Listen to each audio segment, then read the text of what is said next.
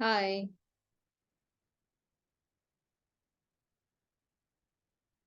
Hi. Hi, Vipasha. Hi. Hi. I've sent some pictures on the group. So did you guys finish the earlier picture that we did? The one from 2 weeks ago. Yeah, I did. I finished mine. Okay. Have you sent it on the group? Yeah, I sent it.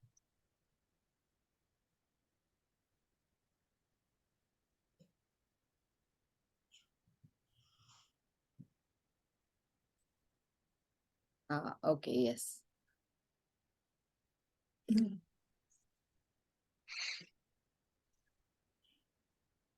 Okay. So the dark part now, Jasmine, you can make it even darker. So, Okay. um, just along the edges of the fruit, that part you can make it slightly darker, and the section in the middle can be a little lighter so that they start looking like shadows. Okay. Where we have the green leaves, there Hmm. you don't need to make too many leafy details beyond just Okay. suggesting it, but this is Mm. fine. Okay. There are a few places where again you can make some shadows to make that look like their leaves. So I'll just show you that bit, and then we'll Yeah. move on to today's task.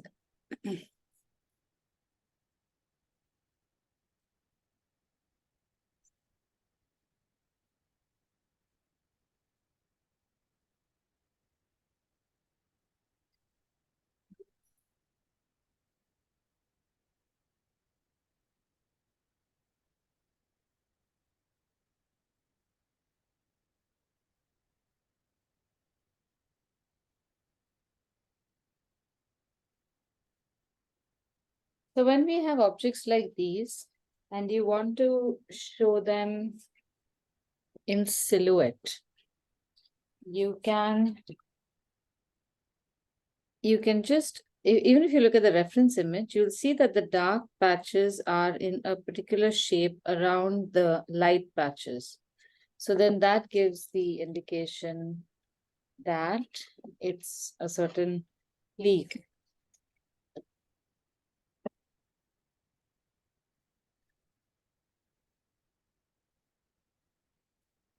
So, Aditi, the fruits you have outlined with the same color but in a thicker, darker color, is it? Like, say, the papaya, it's a deeper brownish outline you've done. No, there's no outline there. See? Oh, it's a pencil. Yeah, it's just pencil. Okay. So when you say shadow, then how does that look?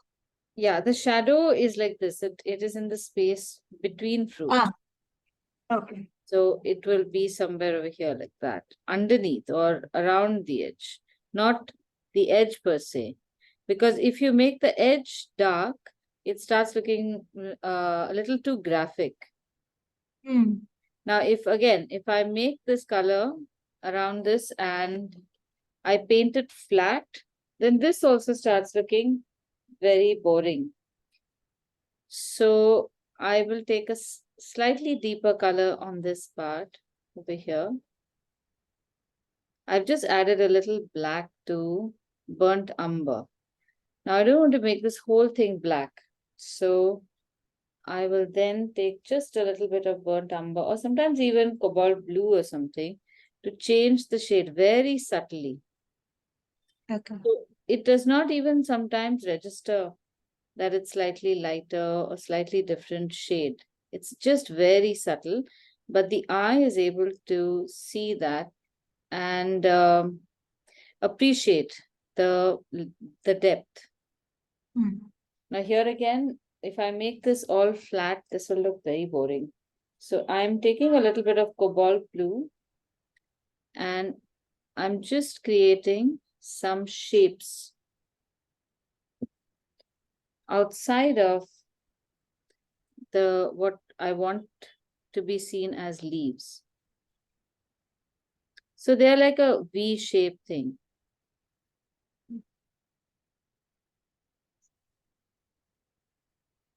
And this will help create that illusion of leaves. So at every point, keep looking at the reference image and you will notice that there are cues over here. So like over here, there is a certain black, dark patch. This is the negative space between the leaves.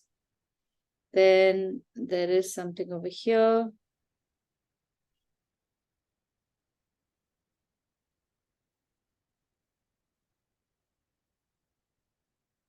And none of these shapes are identical to each other. So you can't go about making the same shape everywhere. Some places you will see that the shape is very distinct. Some places it is just barely there. Some places the shade or the color is very different. And now here it's pretty white over here. So it's going to look like a highlight.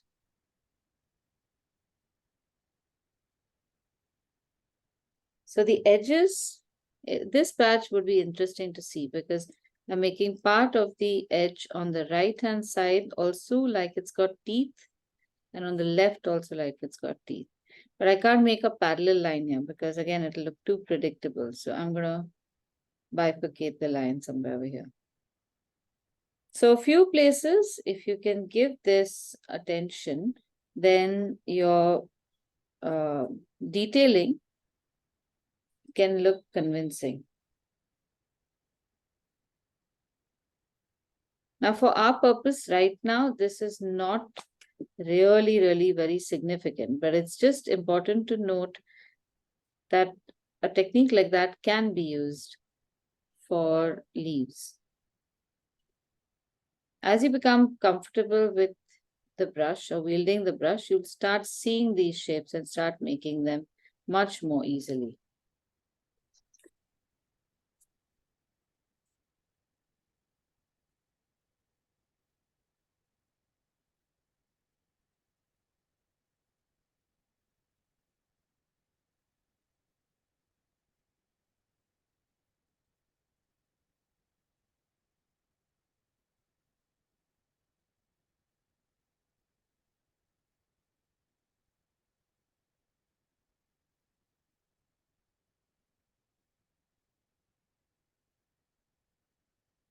You can continue to go from one fruit to the other or the space between these fruits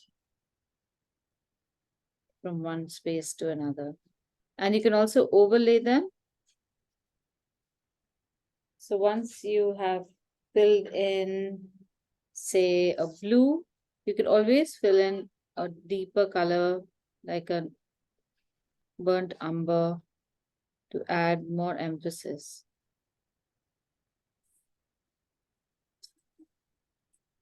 Okay, that's about it.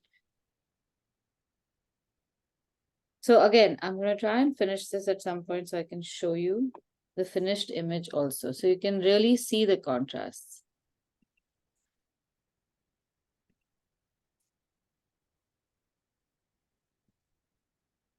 Okay, so for today, I'm going to turn this around a little bit and we are going to make very easy illustrations, or let's say quick illustrations. So while we can also make realistic looking illustrations, it can be a little frustrating or really daunting if we are only going to focus on making illustrations look too perfect, like a photograph. That could be an end goal, but it does not need to be the goal every time for every artwork. The purpose of watercolor is to make your artwork look attractive. And watercolor has lots of ways in which, because of the merges of the colors or the unpredictability or the flow of the color, your artwork can look very compelling, even if it is not, the objects in it are not very accurate. So I want you to see this and try this style of loose illustration, which is quicker, which is not where you don't have to spend too much time in measuring stuff and keeping it too accurate. Colors can also be played with, and you create an impression of something that that indicates a particular object or material without really, and even if it's not that, it's not like a serious offense. Like, for example, if you're trying to paint a tin can and the tin can looks slightly more purple than what it is supposed to look, it is not the end of the world. So I just want you to experience that. Once you've seen that, you can practice this in places where you don't have too much time to illustrate. So, for example, when you're traveling and you want to put down a lovely table setting, you will be able to do this much quicker and make it look like an exciting illustration, even though you don't have more than 15 or 20 minutes to jot everything down. So, I'm going to share, I'm going to speak about the pictures that I've shared. And then I will make the illustration for you. I'll show you a quick demo, and then I will help you make the illustration yourself.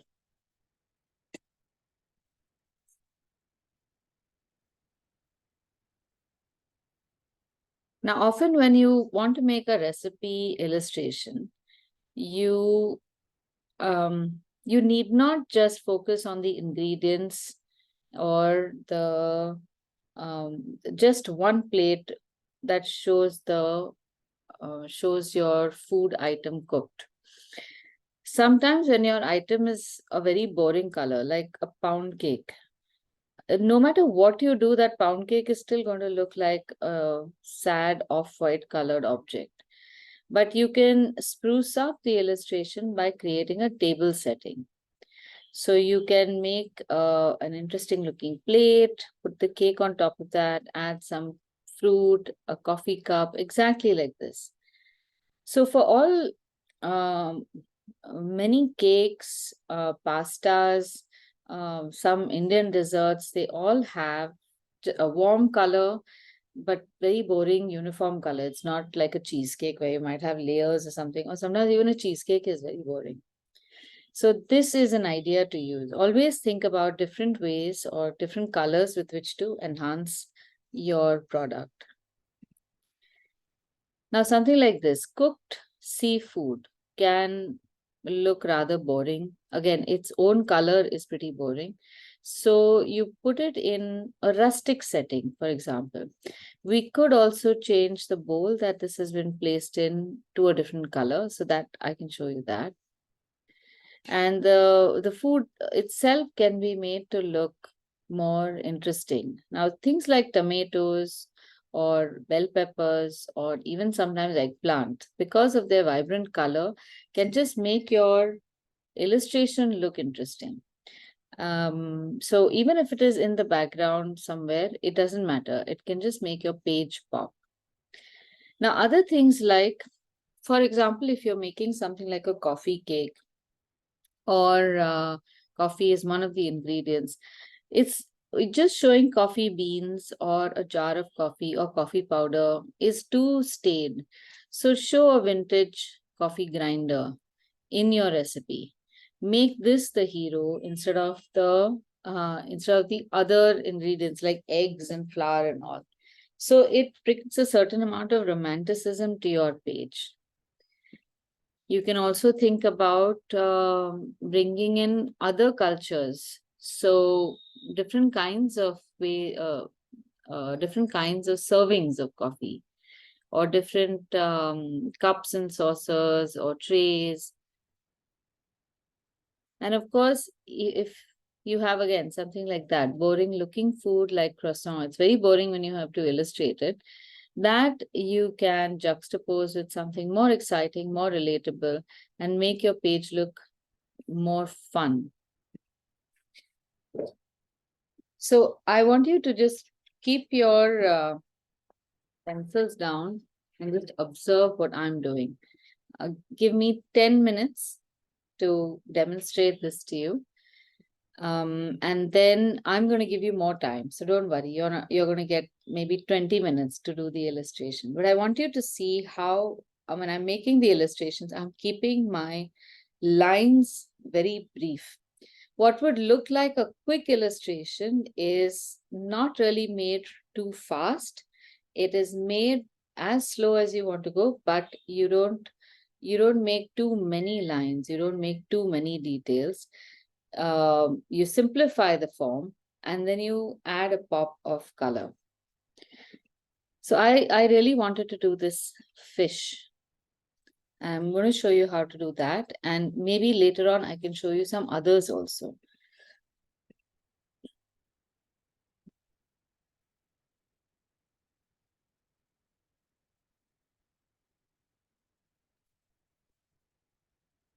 Now, when you're drawing this, always keep your reference image in front of you. Unfortunately, I'm going to be looking up at the screen and down on the page. But in today's illustration, it really will not make much of a difference, but it helps to keep your proportions as close to real as possible. I'll first visualize the shapes over here. So I will use my hands, not using pencil because I don't want to erase any lines. I'll kind of get an idea of where I want the fish, where I want the spoons, how large I want to make this bowl, where I will have these tomatoes. In the beginning, it just seems like you are not able to do it, but practicing this, trying to visualize your shapes on paper, is a really helpful study. So now I'm just going to follow the line that I see for the fish. For this, I'm just going by how straight is the line, where is it turning, in what direction, as in, is it turning towards 5 o'clock or 4 o'clock or as straight as 6? I'm just using that as a reference. Then from here, it is much straighter. So I'm going to make it slightly straight, finished off. And then I'm going to make this. Now see that the lines are very casual. I'm deliberately not making the lines too precise.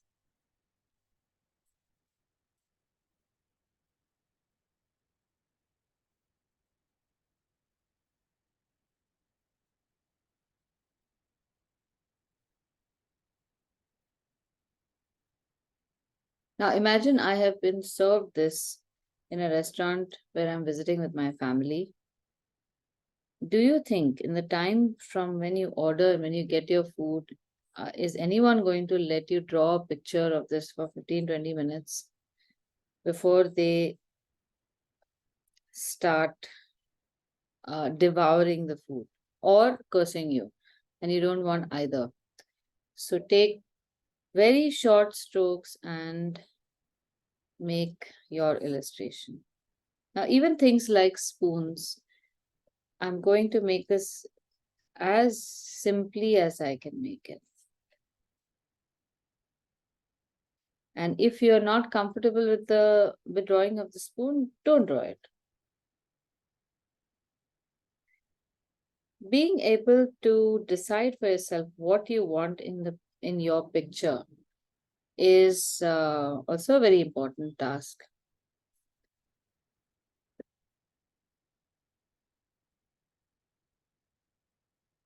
At no point are you required to draw everything that is seen. That is the misfortune of photographers who can't choose what they can or cannot keep in their frame. And they have to resort to things like Photoshop to edit. But we are editing as we go.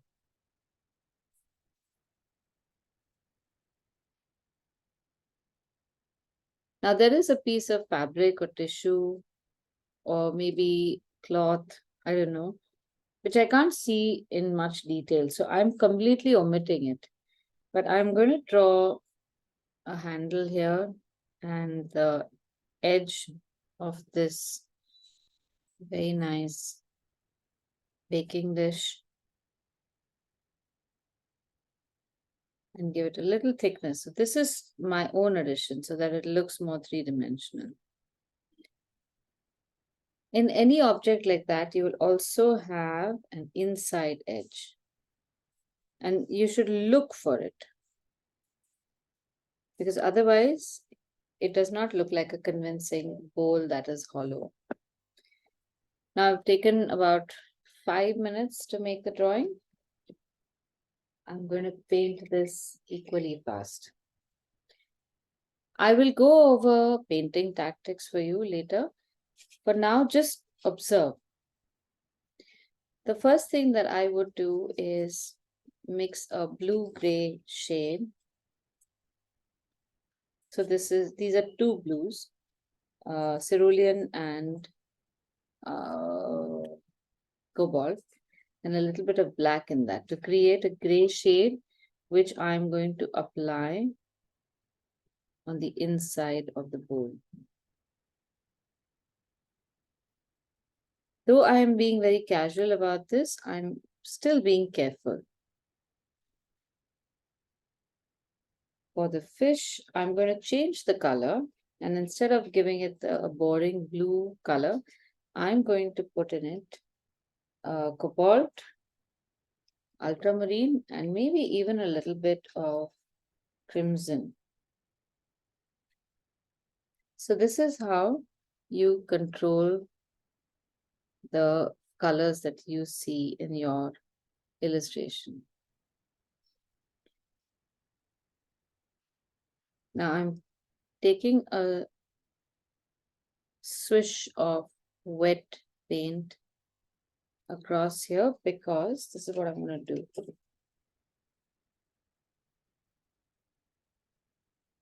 I want some of that color to flow into that wet paint to create drama. And here I will create some highlights.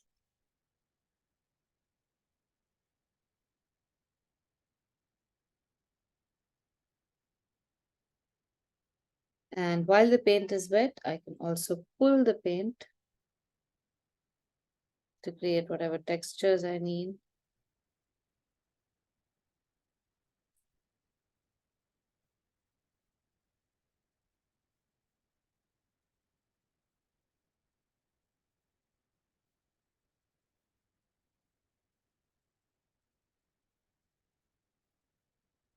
This side will also need a little bit of shadow.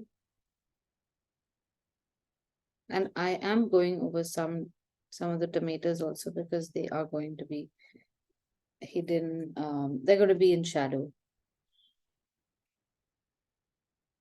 Now, while this side is drying, I'm going to put in some color in the lemon.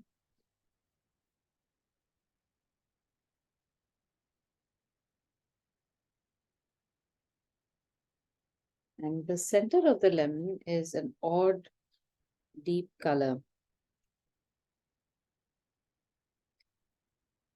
where I'm going to use a little bit of yellow ochre. And see, I always leave a little bit of highlight. I don't color the whole thing up by using the tip of the brush because it can become very unidimensional. And then a mixture of orange, scarlet, and maybe burnt umber for the tomatoes. So some tomatoes in the reference image are cut open, but I'm going to completely omit that. I don't want to draw seeds and things. So I'm mixing my colors up. In some places I'm using orange, some places a mix of orange and scarlet.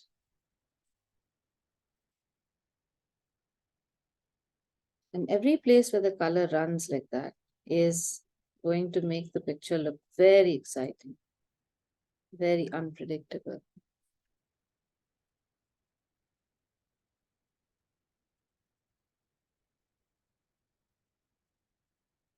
Now I've used a little bit of orange on the top, so I'm going to use orange at the bottom just to balance the colors.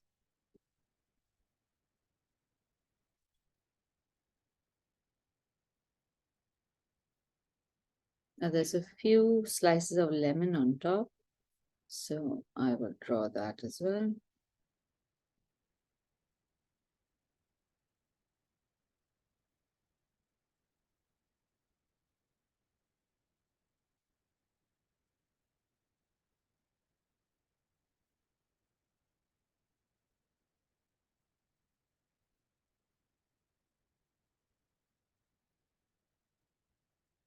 And maybe a little bit of detailing like that.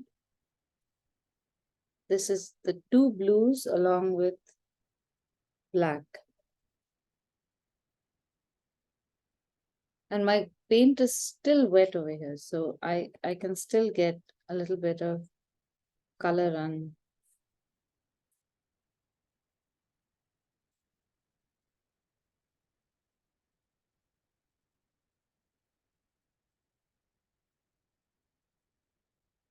Now again, while this is drying, I could use nice cerulean blue to paint the bowl. I'll keep a rim of white and pull the color. If you keep the color uniform throughout, it will not add any excitement to your picture. So in some places you can use the tip of the brush, in some places use the flat of the brush to spread this color out.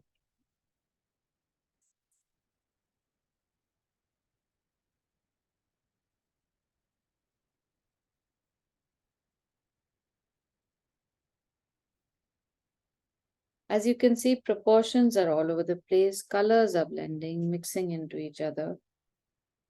But this is going to look like a very exciting picture. Now this is layer one, and I can wait a little bit and then I can go in with deeper shadows. Same in some places like earlier. But whenever you're making a second layer, remember to paint something less or paint something else. If you paint the same thing over, then you are missing the opportunity to create depth. So I will deliberately avoid the places, some of the places that I have painted before, and I will paint underneath certain areas that need more dimension, give shadows, and then of course some detailing. So I really enjoy making details like the eyes of animals, and because that I know can look can grab a lot of attention, so I'll spend some extra time on that.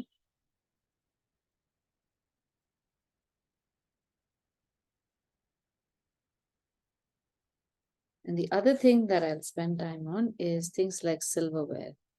So we have these two spoons. Now I have chosen to put the spoon underneath the fish. I'm not going to change that now. So I will still deliberately create an interesting filigree pattern, which is just basically a bunch of squiggles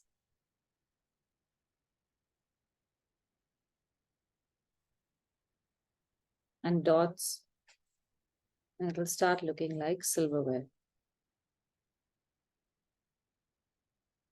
Wherever possible, if you can repeat that same design on both sides to make it look symmetrical, that will of course help. And again over here, it helps to add dimensions like these.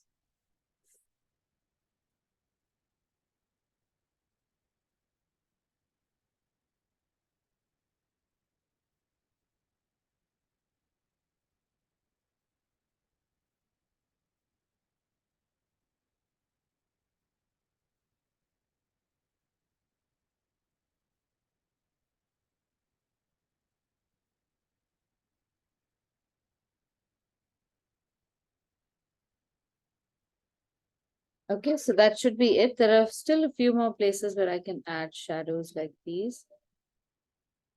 So I would say this is about 60% of what I can do. And the rest can be done after these colors dry. So that will be adding a mix of burnt umber and scarlet to these spots to make them stand out or look more cooked. And the final bit would be to add a sprinkling of pepper So I'll make a mix of burnt umber and black and splatter.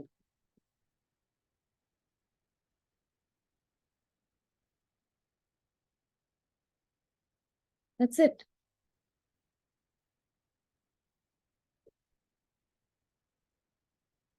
So Okay, what now about the garnish? Do we have to do that? we can avoid it also. Anything beyond this. The garnish is now pretty cooked, so we won't make it green. I think it's rosemary, no? So Hmm.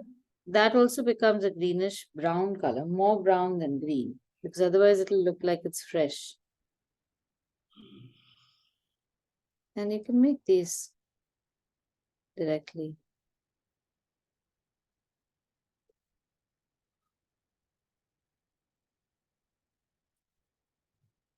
The other places we have a lighter color, so you can make, and you can also splatter this, by the way.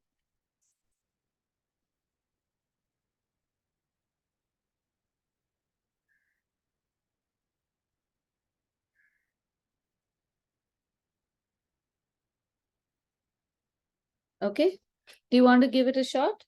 Try any picture that you enjoy, and while you are painting, I'll put some more finishing touches and finish off the 40% on screen.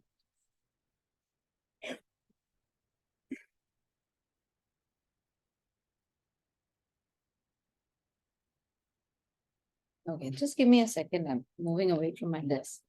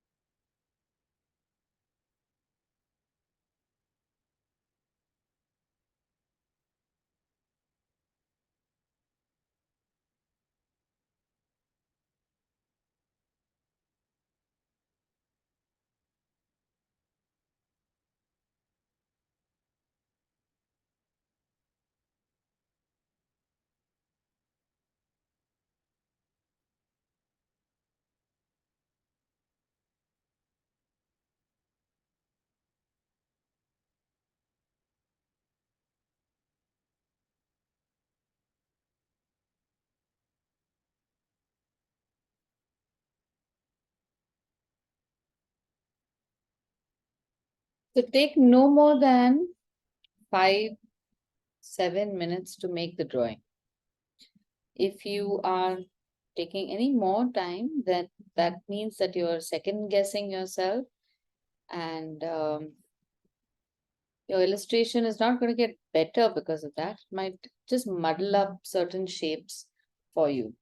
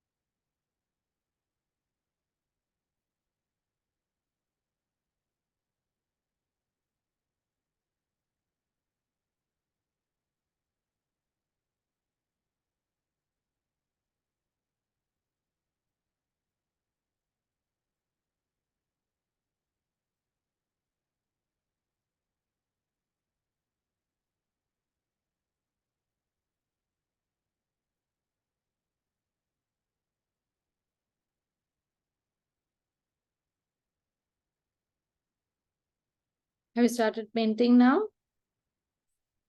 Okay.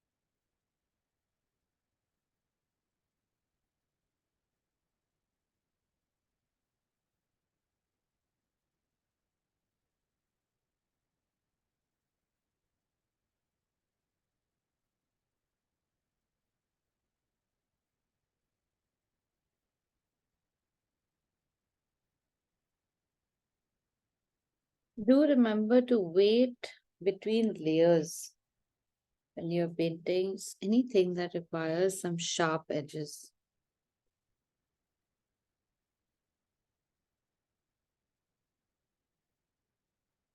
For really sharp lines and shadows, use a slightly thicker paint.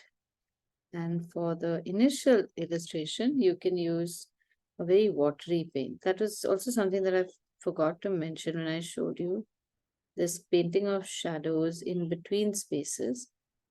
So Jasmine, I think your color could have been slightly more intense. I can see that the color was a little fluid. So the intensity was very mild. If you use a slightly thicker color, then you will get a nice dark line and dark shadows. And you may not get that in one shot, like the way I'm doing it right now. I have a lot of blue and burnt umber and black, but it's still not a deep dark color. So I'm making a second deposit of color in some places when the previous color is slightly damp to get that slightly deeper shade.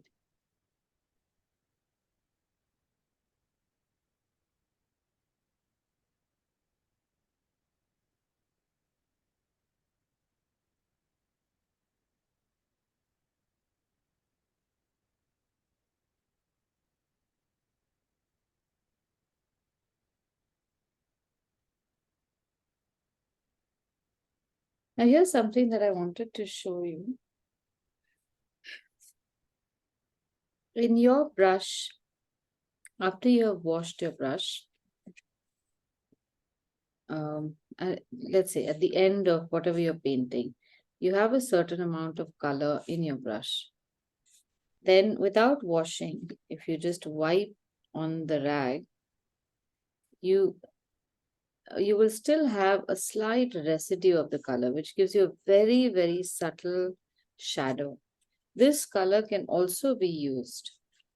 So in places like these, where I'm trying to draw just a light shadow along the edge of the head of the fish, you can see that there is some dimension, but it's very subtle.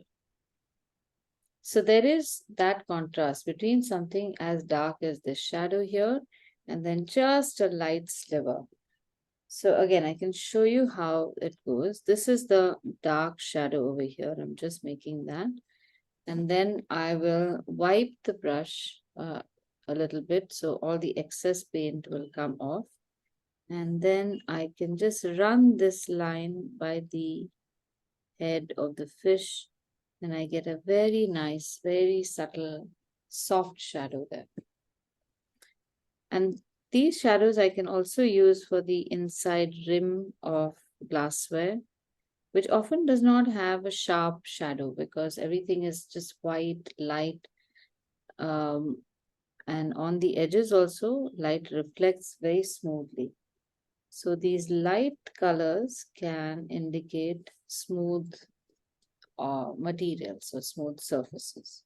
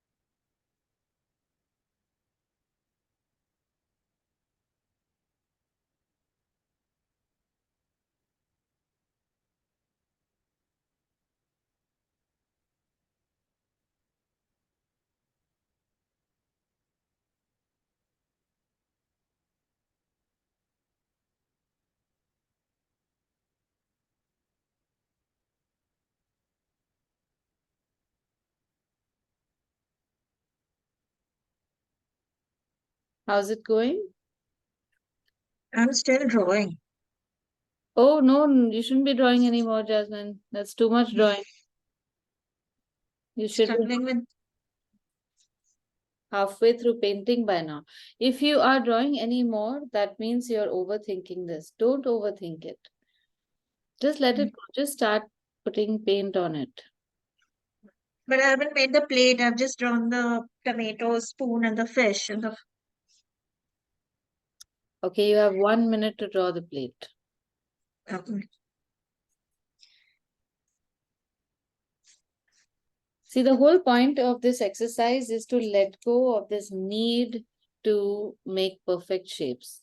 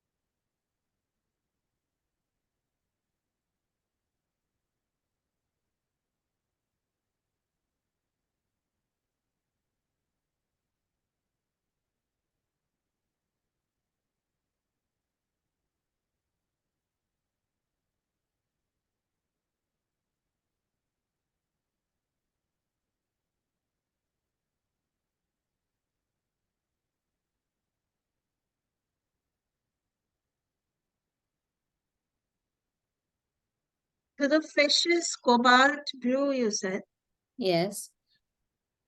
and Cobalt blue, uh, ultramarine blue, and in some places I've also used a little bit of crimson, but that's because I had this mix of ultramarine blue and crimson here. So I've used a little bit of that purple shade in places.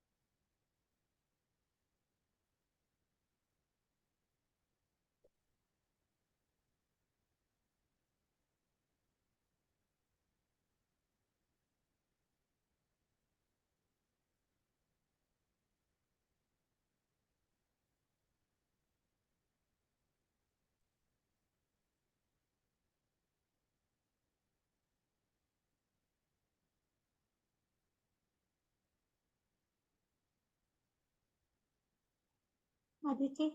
Yeah. Okay, let's see. Sorry. I'm just pinning it, huh, Shwani? Okay, very nice.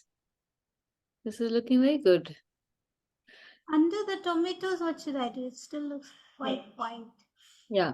So under that, you can fill up with a dark color, and in the beginning, maybe just start off with burnt umber, and then after burnt umber has dried, then you can add a little black along the edges.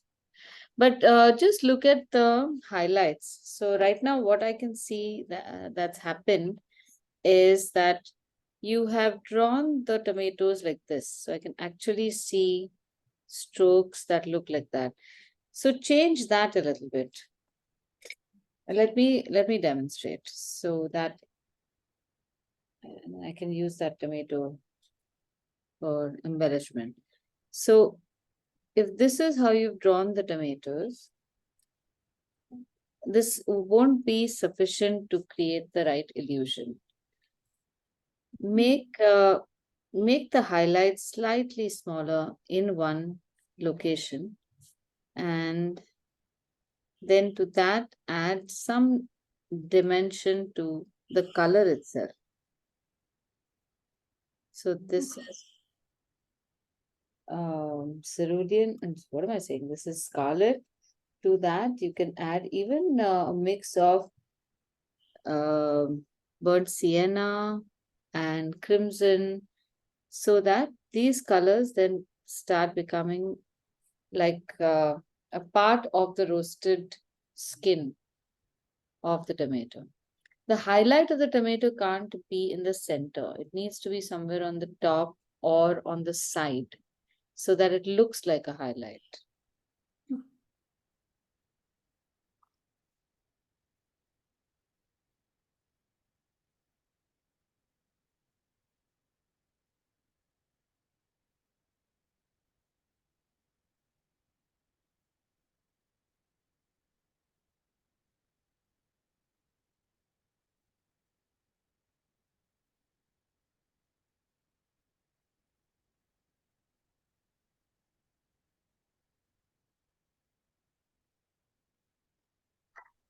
Aditi, what color are the spoons? The spoons are made in a mix of cobalt blue and black. Okay.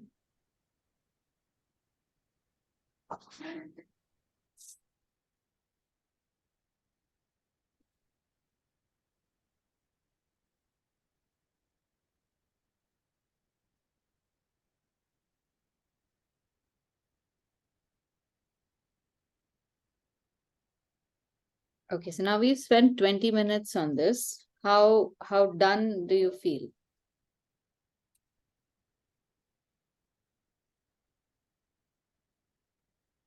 Let's see Bipasha's.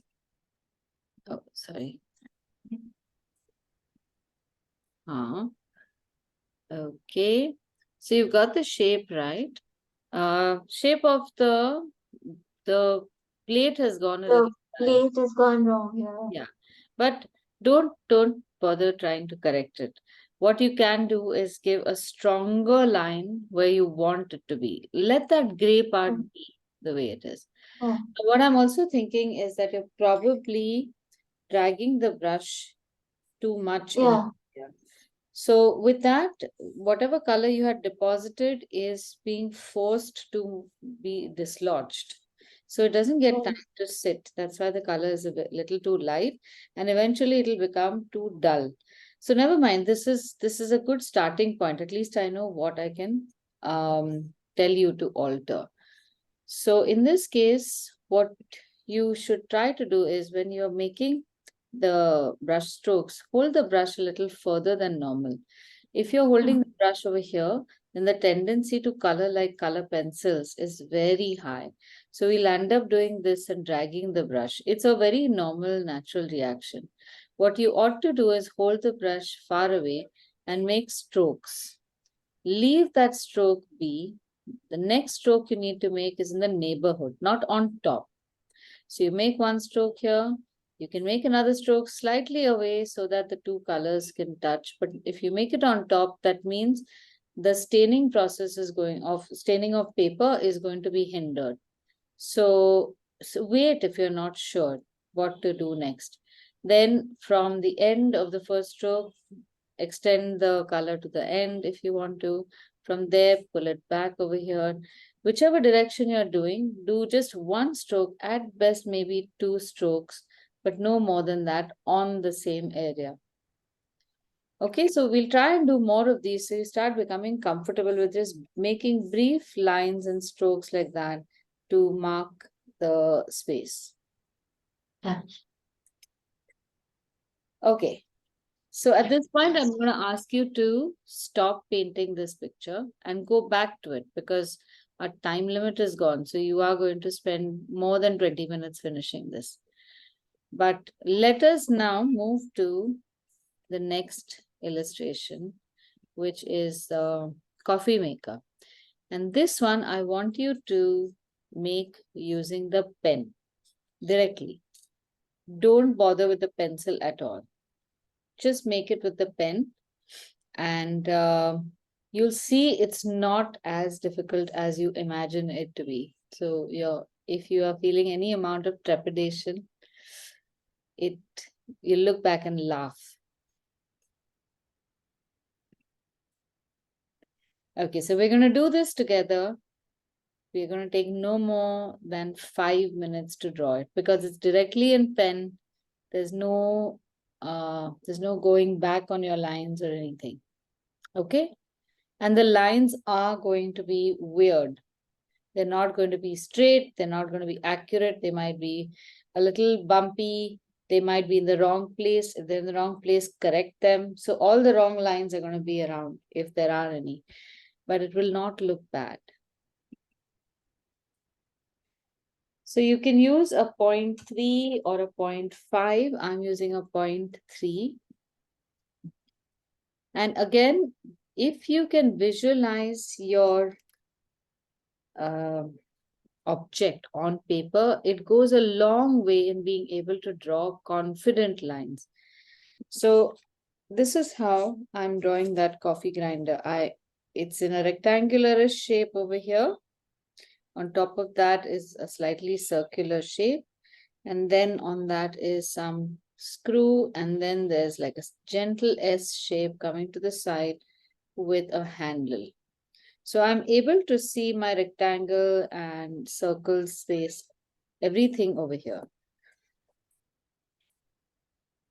If it helps, you can start drawing from the top, and we are going to make lines which are transparent. So by that, I mean, make the top part like this. And then you have a semicircle shape on top.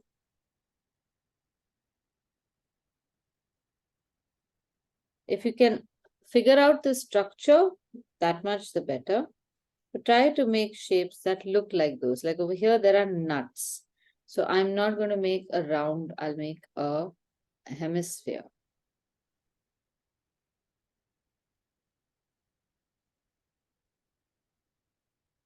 There seems to be some kind of handle and a weird shaped opening over here. Can we start making now? Yeah. We're making it together.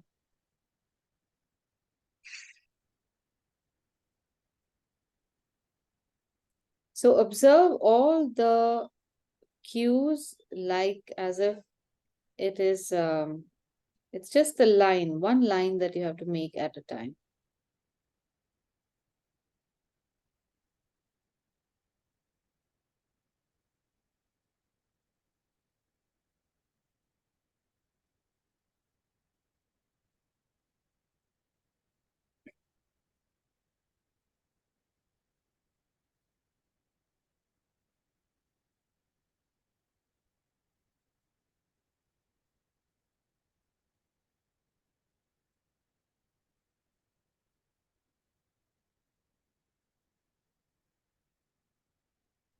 Now I'm also drawing my highlight in pen. And then I'm going to draw that little coffee powder inside it like this.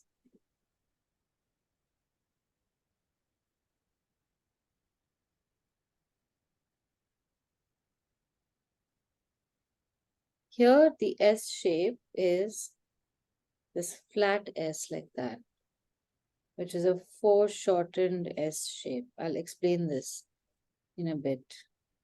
And then there's a thickness. If you can see it, try to draw it like that.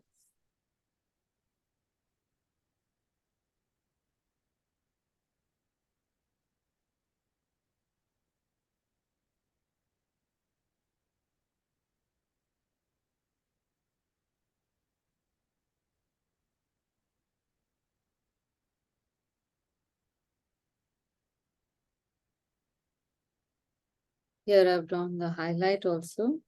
So I've drawn the outline of the highlight, so it becomes easy to paint. Even here, I think I can draw the highlights.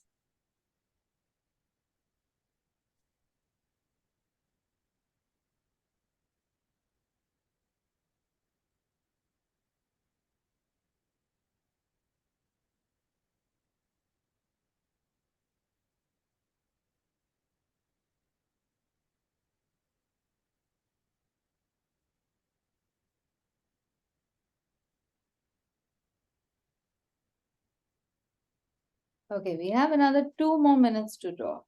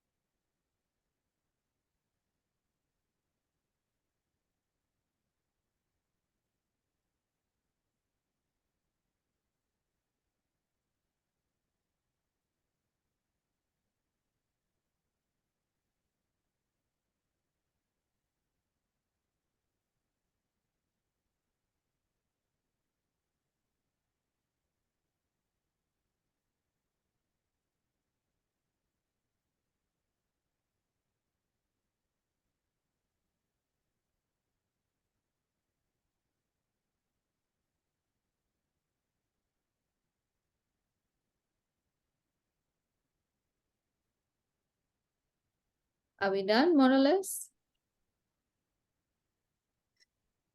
How is it looking? I can show you mine. Mathematical. Mine's so wonky. Okay, It's no, gone okay, it's fine. sideways and wow, look at Jasmine. That's Very so nice. nice. That's good, Jasmine. See, Yeah. you did it within Yeah. 5 minutes. Good, good. That's a good illustration. Yeah. How is everyone else's? Let's see, Varsha. Let's see. Okay. Arey, wow, very nice. Wonderful. Bipasha is nice. also looking good. Arey, very good. See? Shivani, it's just you now. No. I was not looking at what you were doing. I just went on my own way of thinking, and it's That's gone okay. sideways this way and this way. Now let's see now. Now I'm most intrigued. It's terrible. I couldn't get the angle right. I can't even see what the camera is right now. No, oh, You got it? no, it's fine. It's looking like a space, a flying coffee grinder. But it's fine. This is You cool. got the top right, no? She got the Yeah. top right. Yeah, the With the top was fine, and verticals. then the bottom just decided to go in its own direction. Now, shall we try painting this? Okay. This should be a lot easier now, nah? We're supposed to paint this. Yeah. Oh my God. But see, again now, because you've drawn so much detail in a pen, the painting also I'll show you. It does not have to be very detailed. So now here we have the reference image has got very boring colors, but you can always substitute that with slightly more interesting colors, like making the brown metal part slightly redder, like over here. First, we do all the redder parts, now. Leave that highlight. There's a light part here. Now see, my color is very watery. This allows me to add more stuff to it later on.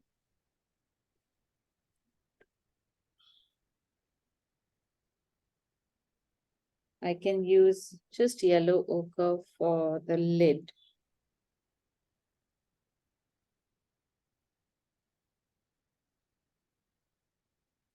But because again, we've drawn the outline of the object, you can get away with just a few strokes of whatever color is needed and leave everything to look like it's a highlight. Now here comes the slightly tricky part. To make the glass jar look like glass, this is what you can do. Use a little light blue shade first, not afterwards, and make some vertical slivers that has become too dark, and even along the edge. So this is usually how glass is seen. You make all these along the edge or the inner edge. And contrary to what logic would dictate, you paint this part first, and after this dries, you can paint the coffee.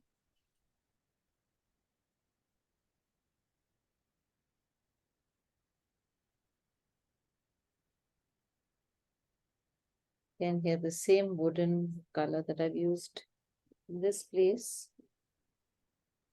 And I am going to add a little reddish shadow.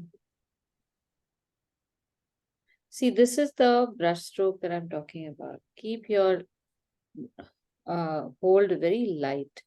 And just with one swish, you should be able to deposit some color.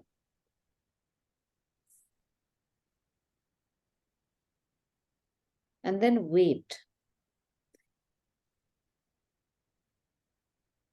So I've gone through this exact process with watercolor, over painting, just thinking that while it is wet, I can correct and make it look better and better. And that's the worst thing you could do. It's extremely counterintuitive if you think about it. When watercolor is wet, it is vulnerable, but when it dries lighter. So you can always layer it afterwards, not before. Now, even for the metal part, I'm going to use ultramarine blue, not black directly.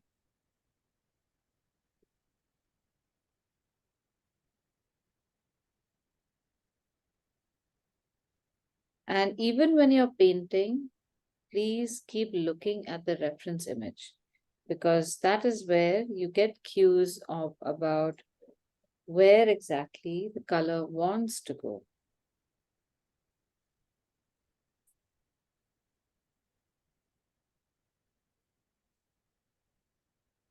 Here, I will press the brush down so that the paint is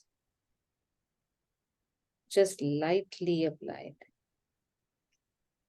And then I will make these additional lines where it is slightly darker, see?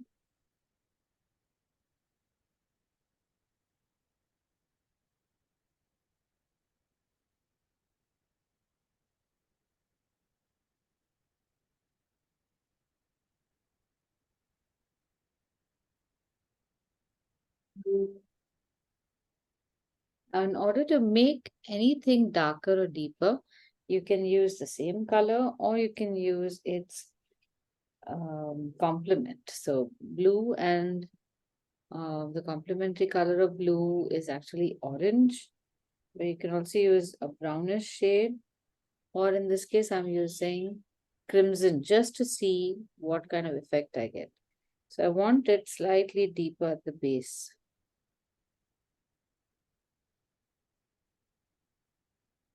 So instead of adding a black to this equation, adding a red can make the illustration so much more dynamic.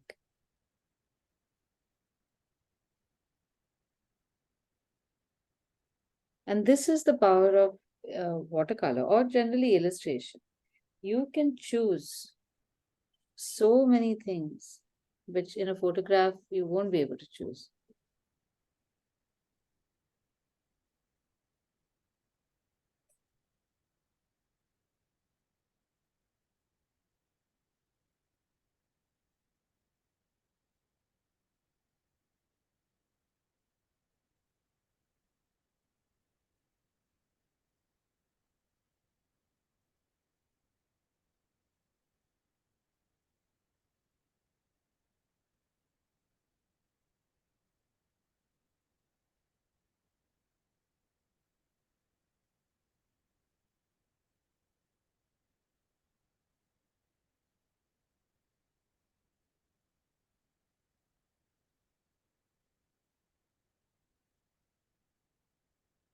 And now finally for the ground coffee, press your brush down to quickly stain this paper.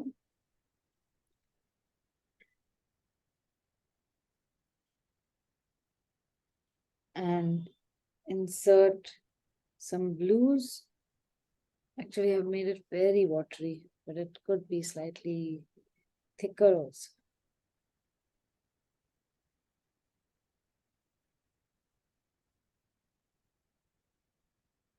And anything more, I will add to this after this part has dried, because there's too much medium here.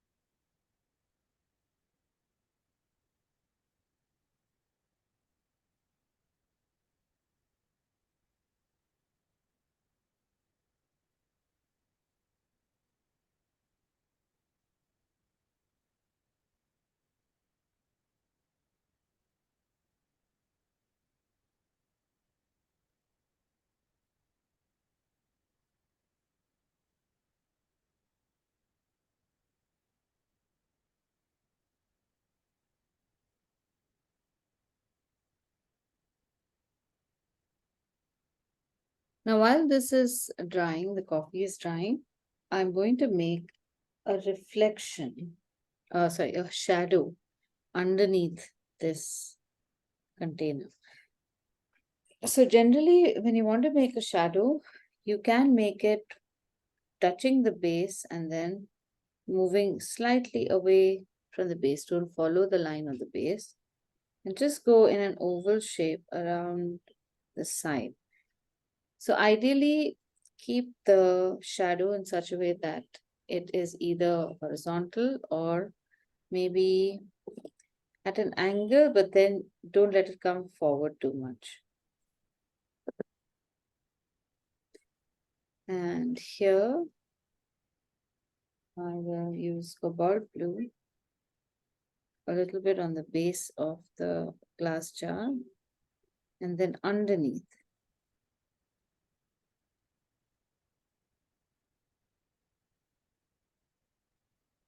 So I'm going to apply this paint just underneath the jar and then pull it to the right, to the left.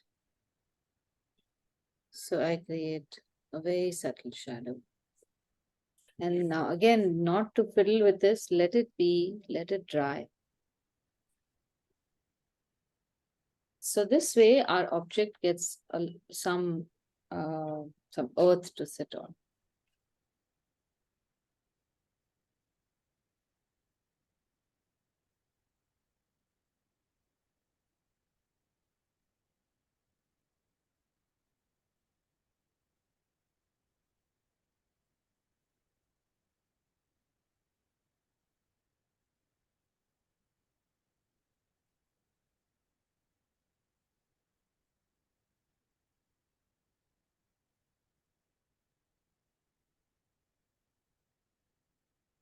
How's it looking? Is it going okay?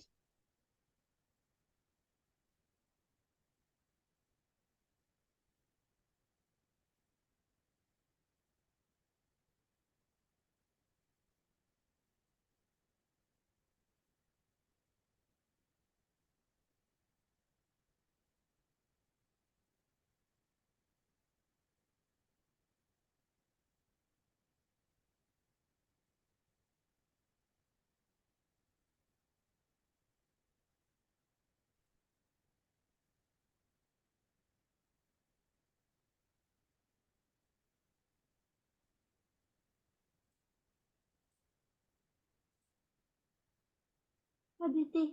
Yeah. 1 minute. Let me pin it so everyone's here. Oh, nice. Oh. Despite the shape, it's looking quite charming. I should do guidelines next time. I shouldn't just go with my flow. No, you should. You should. Just what I'm going to suggest is, I think that you probably keep your book sideways when you're drawing. Yeah, because So- of the left hand, no, it's always wonky. No, it's not that. Even right-handed people often keep their book sideways when they want to draw a line, or they would turn it this way to make a horizontal or vertical line. So you're not the only one. But next time, remember when you have to make these lines, that time turn the book straight. That's all. But it's looking like The it's book flying also is in this big. action. It's huge. So I'm actually like, this is computer, this is corner of table. It's very messy today.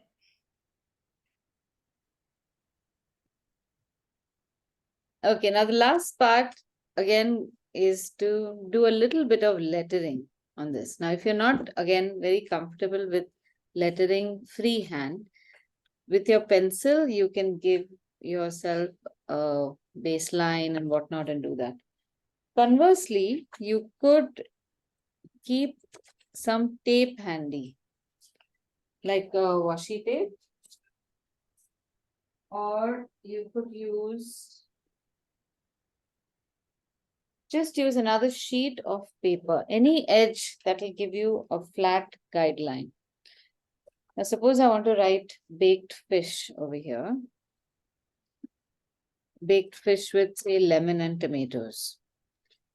So I should not write everything really big. I can, of course, but avoidable. So I'm going to write fish pretty big. Baked will be on top. And then below that, I would write with lemon and tomatoes or something like that. So again, align this usually to the closest edge to make sure that you are making it a straight line. If you're going to write some funky letters, then don't write it just 10 degrees off. Then you can make that really funky. But for now, we'll just keep it just decorative, not too out of the box. Choose one of the colors that you've used in these. So at this point, don't go for greens and things. So I'm just going to make it with cobalt blue and ultramarine blue. So when you're making vertical lines, hold your brush sideways and pull the line down. Horizontal lines are usually not a problem. And then we have curves. So when you're making curves, you can break the curve. First, you will make the top, break it, let it come down. And now instead of going back like how we normally would, with brushes, it's easier to go in the direction that you're holding the brush in. So I'm holding the brush in my right hand, so I can make strokes going towards the right, much easier. Shivani will probably need to make these going in the opposite direction. So this way, all you need to do is make sure that you keep your letters the same amount on top of the guideline at all times.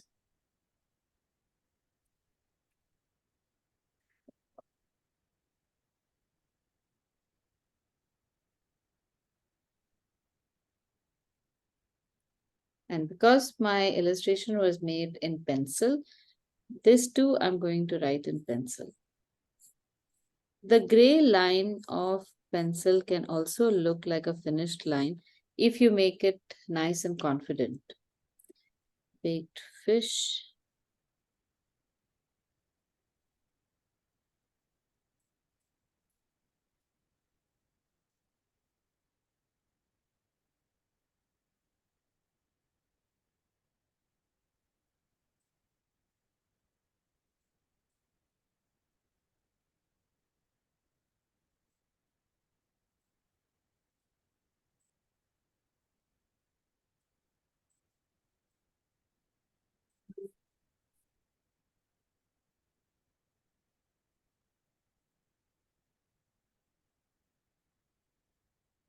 I can add some interest to the fish by adding a silhouette line right next to the left edge and the bottom edge.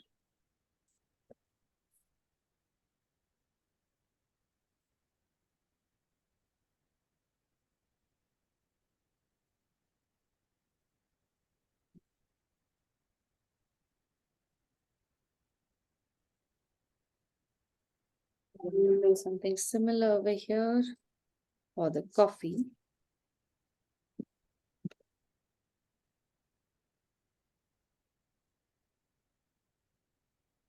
Now here again, I don't want to use coffee color. That's just far too obvious. So I will use cobalt again because that is the shadow. Now, when you're writing letters sideways, it is even more important to use a baseline because once in a while, if you're writing the right side, you can at least tell where the horizontal line is. With this, vertical becomes even more complicated. So, and this is something that you should try doing. Just practice writing letters like that because it comes in very handy. That's one part, but it also looks nice. That whole casualness of the letter, not too many lines drawn.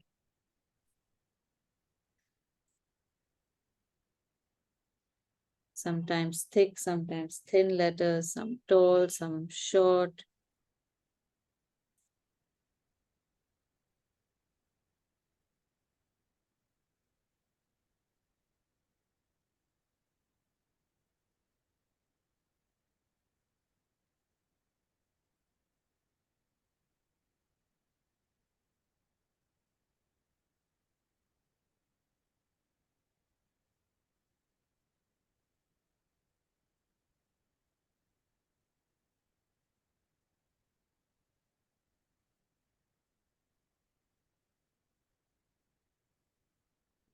Here, now with pen, we can write.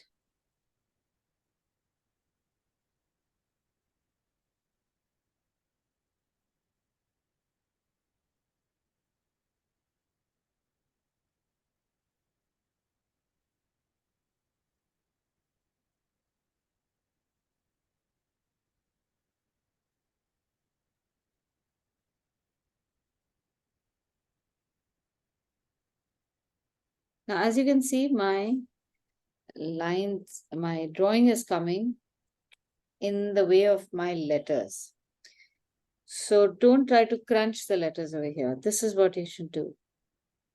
Write the letters in such a way that they look like they were deliberately covered by your illustration. This also adds dimension to your picture.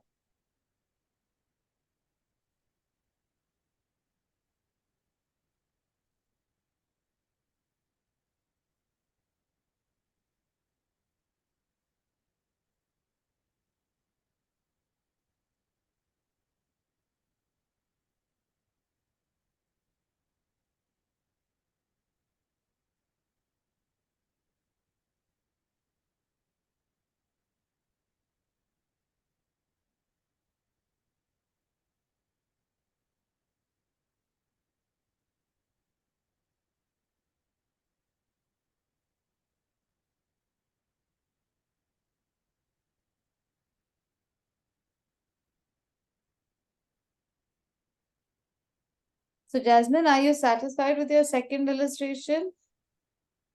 I'll show you. I don't think the watercolors went off too well, but I'll Okay. show you. Okay.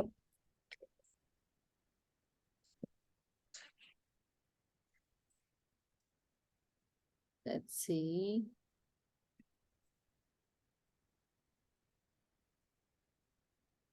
So yeah, no, the top part is fine. The lettering is looking good. I'm wondering, are you pressing the brush too much? Is it possible? Possible. So Because you're saying because the color is too thick, or what is it? no, it's not too What? it's not too thick. It is just spread out a lot. So either it is overworked, or if you just made one or two strokes and the strokes were made pressing the brush so much that whatever color could sit in with that pressure, it sat, but more could be done. But then you're in a good position. You can go over this one more time and fill deeper color. So this time use maybe more pigment in your medium. Okay. That should help. Okay. Okay. But compared to the pencil drawing and pen drawing, I just want you to, all of you, to give me some feedback. Which one did you find you could do easier? Already pen. Pen? Pen. Yeah, even I think so. Yeah. Yep. Okay, Pen. had you expected that pen would have been easier than pencil? For most people, this has been such a scary proposition. When I say, okay, now drop your pencils and do it with pen, they want to run out of the door because you think you're going to make a lot of mistakes. But this is exactly the thing that I asked you to do in pencil. But in pencil, somehow we feel that because we can make changes, we just allow ourselves to be careless maybe, or overcautious. Something goes wrong. I don't know. There's some psychology to this. So in the coming week, what I'll recommend is try looking for pictures of ensemble objects like these. One that we've just done is a single object, but think of a recipe that you want to make and think of an atypical representation, not just a bunch of ingredients or a pot or a presentation, something that will be more curious for your. Jonathan, I just send you Grace number. Can you try to call her? Oh, sorry. I'm going to mute everyone. Who is okay? All right. And try illustrating with pen. Don't even bother with pencil this time.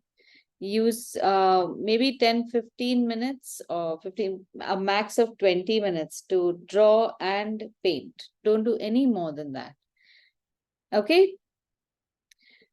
So next week we will do layout for recipes. I will show you how to think about different kinds of layouts, single page, double page, and then also try out some recipes. So if there is something that you have been thinking about and you'd like to discuss, please share it. So then I can break that down as far as layouts are concerned. Okay. Okay. Okay. I'll see you next week then. Bye. Bye. Thank you. Bye. I'll finish my fish and I'll put it on the group. Yes, please. I'd love to see it. Take 20 Yeah. more minutes. Take your time. Take your time. Bye. Bye bye. Bye.